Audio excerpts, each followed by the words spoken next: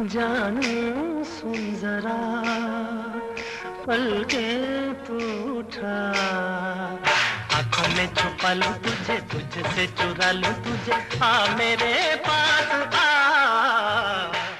इससे पहले कोई तुम्हें देख ले, जैसे आए हो वैसे ही लौट जाओ, वरना मैं मौत से नहीं डरता। Yes, he started his career with a drama serial and उसे शुरू किया था लब्बैक के नाम से और उन्हें मोहम्मद बिन कासिम का कैरेक्टर किया था and after that was a tremendous success। फिर ये गए फिल्म की तरफ and वहाँ थी फिल्म जीवा जो एक बहुत बड़ी सक्सेस थी, सैयद नूर की direction and of course Lollywood was taken by storm by रेशम and चल रंदी क्योंकि हमारा मेहमान सोफा पर अभी बिल्कुल। Let's just introduce him, the one and only Baba Ali। अस्सलाम वालेकुम। वालेकुम सलाम। Thank you so much for coming। आप कैसे हैं? अल्लाह का शुक्र। और क्यों ये चीजें सिखा रहे हैं इनको आप? चल रहने जैसे चल रहने नया word thanks to बाबा साहब। It's चल रहने दे। चल रहने दे। अच्छा। ये है वो जो प्ले था मेरा लंडा बाजार, उसमें एक तकिया कलाम रखा गया था जिसमें ये बोलता था। हमारा शो पर सुबह we have एक आज का सवाल, ठीक है? और आज हमारा सवाल था आपकी जिंदगी का सबसे खुश लम्हा क्या था? खुशगवार लम्हा। यूँ तो अल्लाह ताला की कह लें कि रहमतें हमेशा से साथ रही हैं। कोई ऐसा लम्हा नहीं है जो उसके रहमतों में शुमार ना हो। बहुत से ऐसे लम्हे हैं और खुशगवार लम्हे। मेरी बेटी जब आई थी तो मैंने पहली बार उसे अपनी गोद में पकड़ा था। The happiest moment in my life. क्या नाम है उनका? फिजा अली। फिजा And Ali. Fizu is your eldest child? या and my younger is Abdullah. वो भी एक लम्हा था, लेकिन जो पहला बच्चा जब आप तो मुझे पता नहीं था मेरे आंसू किस तरह गिर रहे हैं, मुझे कुछ समझ नहीं आई। So, after the birth of Fiza, did आपका जिंदगी change?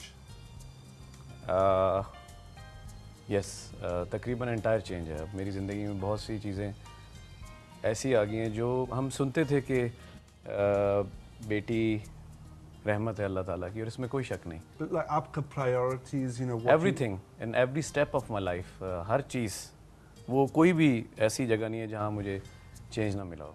और मैं आई एम वेरी हैप्पी कि मेरी पहली बेटी हुई है। तो Babar, is that the reason कि आप कुछ वक्त मूवीज से दूर रहे? Was it because of family? No, it's not like that. वो एक चेंज था मेरी अपनी ज़ात के लिए भी। कुछ गैप मैं करना चाह रहा था। होता ये कि आप एक ही चीज़ करके आप इतना ज़्यादा स्क्रीन पे आ जाते हैं। नॉर्मली मैं इंटरव्यूज़ नहीं करवाता, जिस तरह बहुत कम हो। जैसे आपका ये शो मुझे अच्छा लगा। Thank you. और काफ़ी अरसे से हमारा ये चल रहा था कि मैंने आना है, लेकिन मेरे कुछ कमिटमेंट्स से नहीं आ सका।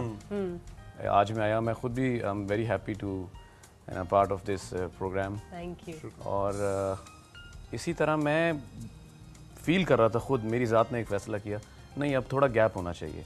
तो मेरा स्टार्ट टीवी से था और मैंने चाहा कि मैं टीवी पे दोबारा काम करूं। और फिर अल्लाह ने बड़ी इज़्ज़त दी, टीवी पे कुछ ऐसे काम करवाए लोगों में, फिर एक दफ़ा पता चला कि नहीं, he is working again in TV. So ये मेरा रीज़न था। कोई फैमिली की वजह से तो ये ऐसा नहीं था। लेकिन अभी you've got a नया मूवी coming out soon। या इंशाल्लाह एक मेरी बहुत अहम फिल्म है, चन्ना सच्ची मुची। और मेरे बहुत ही अजीज़, मेरे प्यारे, मेरे I mean is like brother to me, Ejaz Bajwa, और उसको प्रोड्यूस कर रहे हैं। और मैं इसलिए उस फिल्म की तारीफ़ कर रहा हूँ। वैसे तो हमारे लिए हर फिल्म ही अच्छी होती है, सभी पे मेहनत होती है। कुछ फिल्में ऐसी होती हैं जिनका नाम नहीं लिया जा सकता, कुछ नाम ऐसे हैं बड़े भारी नाम हैं तो वो हम ले भी नहीं सकते, हमें खुद एम्बेरसमेंट फील हो रही होती है। लेकिन अब ये एक ऐसा नाम है और ऐसी फिल्म है और जिस पे बड़ी उम्मीदें हैं।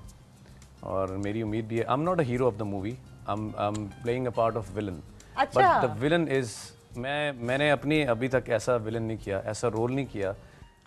But often the villain सबसे अच्छा रोल है। You know, it's the best role. Yeah, it is. Best होता है जो बिल्कुल ब्लैक रोल नहीं होता, उसमें थोड़ा सा ग्रे भी होता है कि सब मतलब There's so many shades, I must say. And you were villain in वो ये दिल जावेद शेख। ये दिल आपका हुआ। Yeah. Yeah. वो भी एक था, एक अच्छा रोल था, पावरफुल रोल था, और शेख साहब ने बड़ी मेहनत से उसको भी, बहुत छोटा रोल था, बाद में उन्होंने बड़ा किया उसको, और वो एक वो भी चैलेंज था, क्योंकि शेख साहब ने मुझे ऑफ़र किया कि ये करना है, तो मैं इनकार नहीं कर सका। I said I will do it for you. तो Babar, this doesn't bother you कि आप एक फिल्म के जब हीरो नहीं आते या लीड में नहीं आते, ये आपको थोड़ा सा प्रॉब्लम नहीं करता है? कुछ लोगों का ईगो आ जाता है ना कि नहीं, हमें अच्छा, main मैं यहाँ ज़रूर एक बात कहूँगा कि मुझे, जैसा कि अभी मैं अपना क्लिप खुद देख रहा था, जानू संजरा वाला, बाबर अली, एक चॉकलेट, एक इमेज बन गया कि ये करना है। मेरे जहन में था कि कुछ डिफरेंट भी हो, कुछ ऐसा भी करूं कि एक ऑपोजिट, एक टर्निंग हो। और मेरा वही ब्रेक थ्रू था जब मैंने when I did my first villain call mehndi Walia, that was Punjabi में थी, तो वो भी एक चैलेंज था। सब ये सोच रहे थे कि हीरो आ रहा है, ये एकदम से विलन करेगा, लेकिन मैंने किया और अल्लाह ने बड़ी इज्जत दी।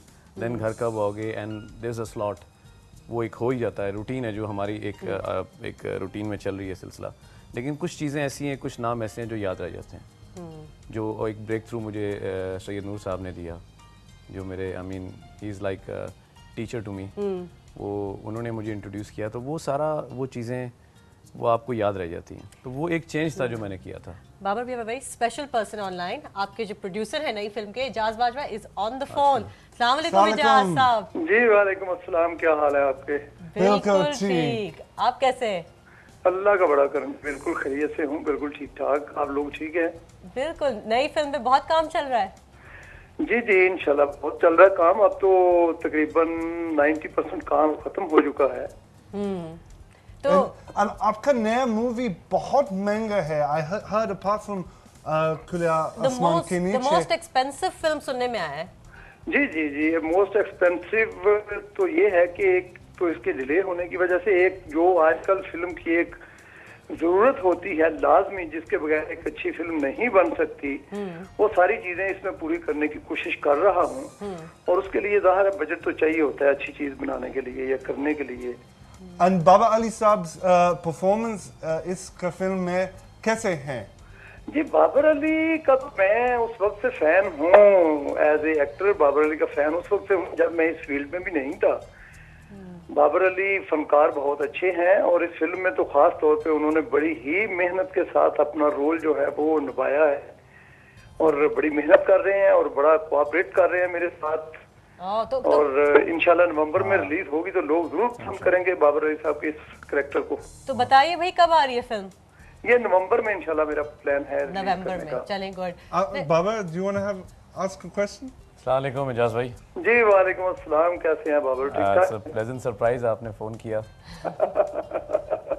ये कैसे हो सकता है आप फोन और मैं फोन ना करूं? Thank you very much.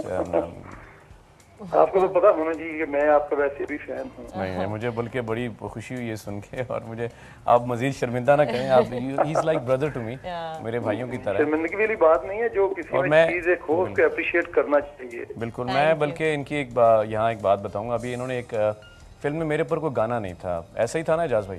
जी जी, एक आइटम सॉन्ग मुझ पे किया गया है। 4 लाख आई है, 40 lakh. I am not mentioning the, but this is the, मैं ये कहूँगा कि ये एक पाकिस्तान की हिस्ट्री का सबसे महंगा गाना है, और मैं अल्हम्दुलिल्लाह ये जो क्रेडिट है मेरे हिस्से में है, और मैं बहुत लकी हूँ कि ये गाना मेरे पे हुआ है। ग्रेट, तो इंशाल्लाह all the best, and we look forward to the film. Thank you Ejaz साहब। Thank you. So what is it about directors that, I mean, does the real Baba Ali have told us a dark side?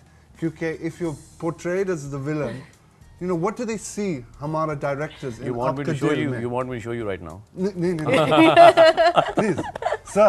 No, it's not like that. हर इंसान के अंदर एक अच्छा और बुरा पहलू तो होता है। हर इंसान के अंदर एक शेड होता है, एक लाइटर शेड और एक डार्कर।